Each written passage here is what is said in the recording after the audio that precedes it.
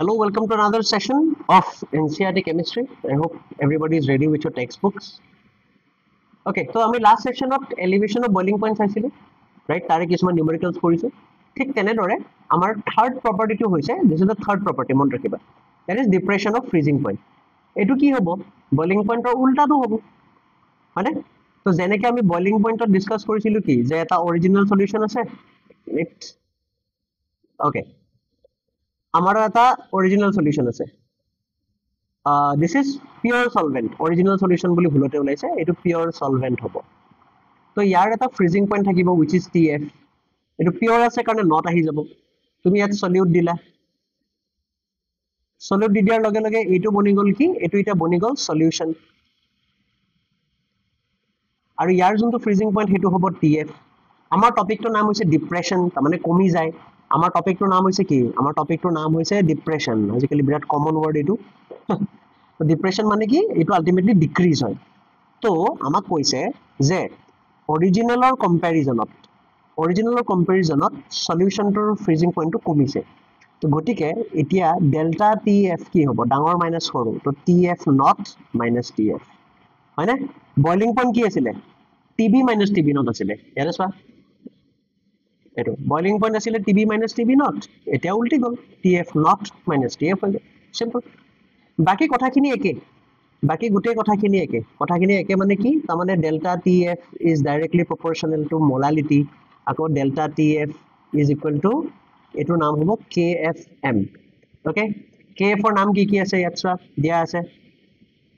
এইটো চোৱা, this is depression of freezing point, this is the formula. K এফৰ নাম হৈছে freezing point depression constant, molal depression constant আৰু ক্ৰায়োস্কোপিক কনষ্টেণ্ট। ইউনিটটো একে থাকিব, কেলভিন কেজি পাৰ মোল। ওয়াটাৰৰ কাৰণে আমি ভ্যালুটো মন ৰাখিব লাগিব। কে ফৰ ওয়াটাৰৰ ভ্যালুটো কিমান? 1.86। so you have to remember this value, what 1.86। তো এটা লিখি থৈ দিবা, এটা লিখি থৈ দিয়াটো সদায় ভাল হ'ব যে K for water is equal to 1.86। এইটো মন ৰাখিব লাগিব হয়নে?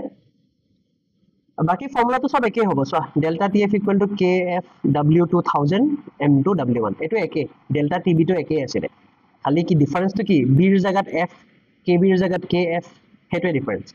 ওকে, তো আমি সেইটো ডাইৰেক্ট চাই পেলাই লিখি দিব পাৰো, কোনো প্ৰব্লেম নাই। তো কি হ'ব? ডিৰাইভেশ্যনটো যদি কৰিব বিচাৰা কৰিব পাৰা, কোনো প্ৰব্লেম নাই, একে ডিৰাইভেশ্যন হ'ব। তো এইটো কি হ'ব? এইটো হৈ যাব কে এফ মোলালিটি, গতিকে number of moles of solute by mass of solvent in KG, হয় নে নহয়? কিন্তু এইটো গ্ৰামত থাকিব, তো গতিকে ইয়াত আহি যাব 1000। তাৰপাছত কি হ'ব? তাৰপাছত এইটো হৈ যাব K F N2 given mass 1000 by molar mass into W1। এইটো হৈ গ'ল ডেল্টা টি এফ। এইটো হৈ গ'ল মোৰ এটা ফৰ্মুলা। দেন ইয়াৰ পৰা আমাক কি ওলাব দিয়ে? আমি কি কৈছিলো? মই কৈছিলো M2 ওলাব দিয়ে। তো M2ৰ কাৰণে কি হ'ব? M2ৰ কাৰণে হ'ব একে থাকিব, K F W2 into 1000 divided by delta TF into W1। তো এইটো এটা ফৰ্মুলা হৈ গ'ল। আৰু মোক কি ওলাব দিয়ে? মোক ওলাব দিয়ে W2 ওলাব দিয়ে, W2 ওলাব দিয়ে। তো W2ৰ কাৰণে কি হ'ব? W2ৰ কাৰণে হ'ব delta TF into M2 into W1 এফালে KF into 1000, KF into 1000। তো এইটো এটা ফৰ্মুলা, হয়নে? আৰু এটা মই কি কৈছো, তোমাক ডাইৰেক্টলি ওলাব দিয়ে TF ওলাব দিয়ে। TF কিমান হয়? তো তেতিয়া আমি কি কৰিব লাগিব? ফাৰ্ষ্ট আমি ডেল্টা TF ওলাই ল'ব লাগিব। তাৰপাছত আমি কি কৰিম যে delta TF is equal to what? TF not minus TF। so therefore TF equal to কি হ'ব? TF not minus delta TF। তো এইটো এটা ফৰ্মুলা, ৰাইট? তো বইলিং পইণ্টৰ নিচিনা গোটেইখিনি কথা মোটামুটি একেই হয়, একো খাস ডিফাৰেন্স নাই। তো আমি আই থিংক ইজিলি এইটো বস্তু সলভ কৰিব পাৰিম। ইয়াতে এটা ইম্পৰ্টেণ্ট বস্তু তোমালোকে ইয়াত চাব লাগিব, ফ্ৰিজিং পইণ্টৰ কথা কৈছে, ৰাইট? তো আই হোপ সকলোৰে এইটো বস্তু মনত আছে, আমি ক্লাছ 9ত পাইছো এইবোৰ বস্তু, যে ছাপোজ 0 ডিগ্ৰী চেলচিয়াছ পানীৰ কাৰণে। তো 0 ডিগ্ৰী চেলচিয়াছ কি হ'ব? 0 ডিগ্ৰী চেলচিয়াছৰ এইফালে যদি থাকে তেনেহ'লে ইট ইজ লিকুইড, আৰু এইফালে থাকিলে ইট ইজ সলিড হয়নে তো সলিডৰ কাৰণে এইটো মেল্টিং পইণ্ট বুলিও কয় সলিডৰ কাৰণে ইয়াক মেল্টিং পইণ্ট বুলি কয় লিকুইডৰ কাৰণে ইয়াক ফ্ৰিজিং পইণ্ট বুলি কয় আই হোপ এইটো সবৰে মনত আছে এই 0 ডিগ্ৰী সেলসিয়াস টোৱে ঠিক আছে 0 ডিগ্ৰী সেলসিয়াস টোৱে সলিডৰ কাৰণে তাৰমানে আইসৰ কাৰণে এইটো হ'ব মেল্টিং পইণ্ট আৰু লিকুইডৰ কাৰণে তাৰমানে ওয়াটাৰৰ কাৰণে এইটো হ'ব freezing point same 0 degree Celsius তো আমি 273 কেলভিন or 0 degree Celsius এইটো আমি কি বুলি মন ৰাখিম melting point of ice আৰু লগতে freezing point of water same thing ঠিক আছে right গ্ৰাফখনত এটা বস্তু অবজাৰ্ভ কৰিব লাগিব সোৱা ইয়াতে কি আছে সোৱা এটো লিকুইড সলভেন্ট হয় লিকুইড সলভেন্ট মানে কি দিস ইজ পিওর সলভেন্ট এটো পিওর হয় সেই কাৰণে ইয়াতে সোৱা এটো সোৱা এই পইণ্টটো সোৱা লুক এট this point এই পইণ্টটো হৈছে TF নট তাৰমানে কি পিওৰ সলভেন্টৰ কাৰণে এটো হয়নে এইটো পইণ্টত কি হৈ গৈছে ফ্ৰোজেন সলভেন্ট পাইছো ফ্ৰোজেন সলভেন্ট মানে কি এটো সলিড হয় বুজি পাইছে নে তো মানে this point এই পইণ্টটো হৈ গল ফ্ৰিজিং পইণ্ট বা মেল্টিং পইণ্ট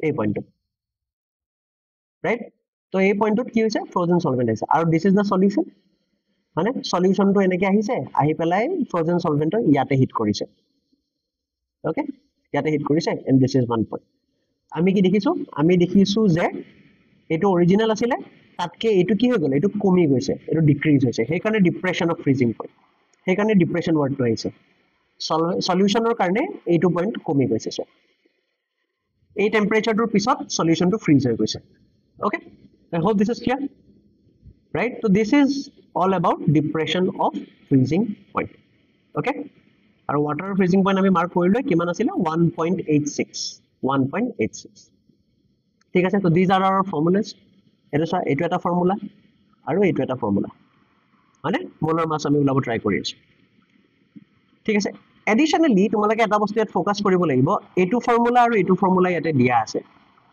ঠিক আছে এইটো ফৰ্মুলা ইয়াতে দিয়া আছে ইয়াত এটা ইম্পৰ্টেন্ট কথা কৈছে সোৱা the values of kf and kb depend upon the nature of the solvent তাৰমানে it is different for different solvents মন ৰাখিবা বেলেগ সলভেন্টৰ কাৰণে এইটো বেলেগ হ'ব ঠিক আছে আৰু kf টো কিহৰ ওপৰত ডিপেন্ড কৰি আছে সোৱা it is inversely proportional to enthalpy of fusion kf is inversely proportional to enthalpy of fusion and kb is inversely proportional to enthalpy of vaporization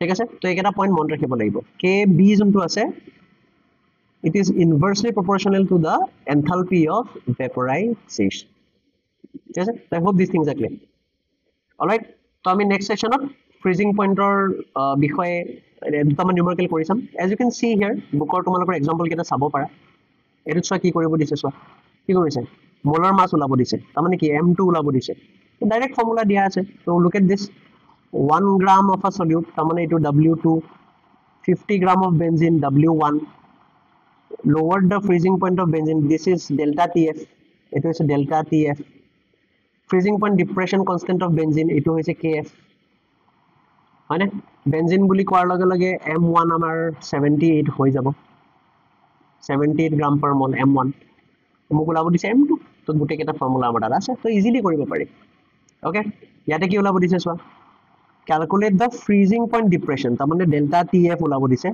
আৰু calculate the freezing point of the solution তাৰমানে অকল tf ওলাব দিছে তো হেকেটা formula আমাৰ আছে right এটো sir এটো হৈছে tf ৰ কাৰণে এটো হৈছে delta tf ৰ কাৰণে so সব given আছে আমি ডাইৰেক্টলি ভ্যালুজ বোৰ পাতি দিলে আনসারস ওলাই যায় okay so I hope this is clear ঠিক আছে চলো থ্যাংক ইউ আমি নেক্সট সেশনত ইয়াৰে নিউমেৰিকেল কেটামান কৰিম